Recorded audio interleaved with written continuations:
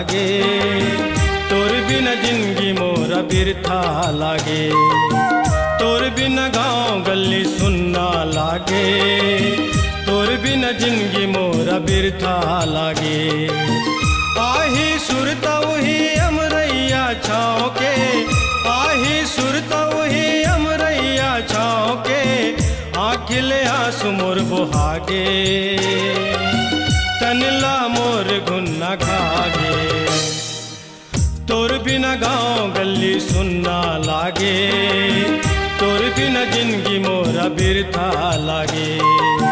तोर बिना गाँव गली सुनना लागे, तोर बिना जिंदगी मोरा बिरथा लागे।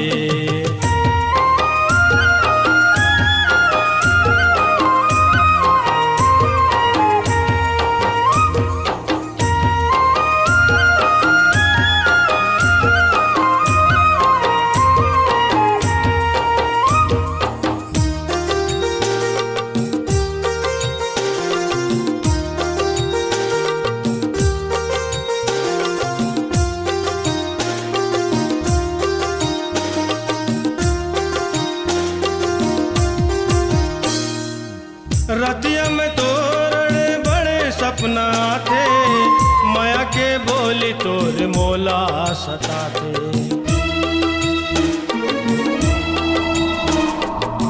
रतिया में तोरड़े बड़े सपना थे, माया के बोली तोर मोला सताते।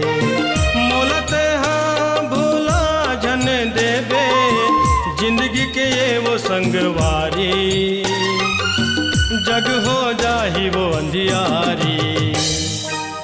तोर बिना गाँव गली सुनना लागे, तोर बिना जिंदगी मोरा बिरथा लागे। तोर बिना गाँव गली सुनना लागे, तोर बिना जिंदगी मोरा बिरथा लागे।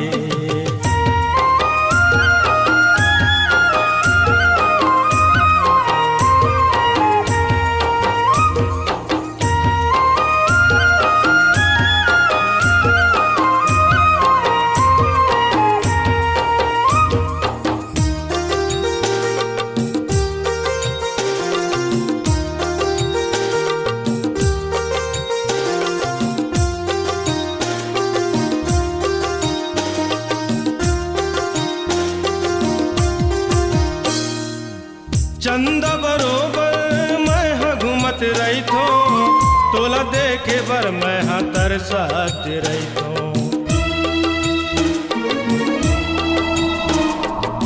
चंदा बरोबर मैं हाँ घूमत रही थो, तोला देखे बर मैं हाँ तरसत रही थो। तोर सुरताव मोरे आँखी के पुतरी, मोर तनहा तोर होगे, मोर मन हाँ तोर होगे। तोर बिना गाँव गली सुनना लागे, तोर बिना जिंदगी मोरा बिरथा लागे। तोर बिना गाँव गली सुनना लागे, तोर बिना जिंदगी मोरा बिरथा लागे।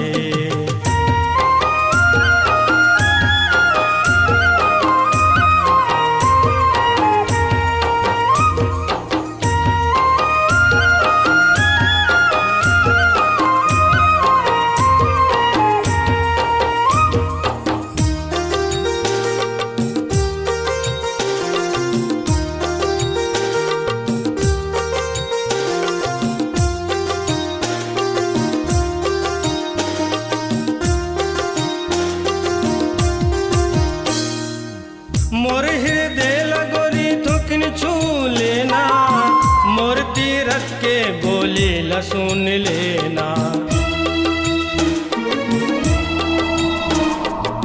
मोर हृदय लगोरी थुकन छू लेना, मोर तीरथ के बोली ल सुन लेना।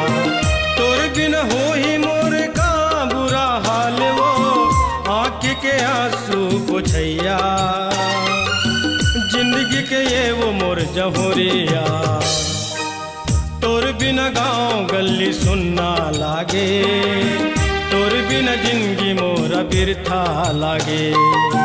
तोर बिना गाँव गली सुनना लागे, तोर बिना जिंदगी मोरा बिरथा लागे।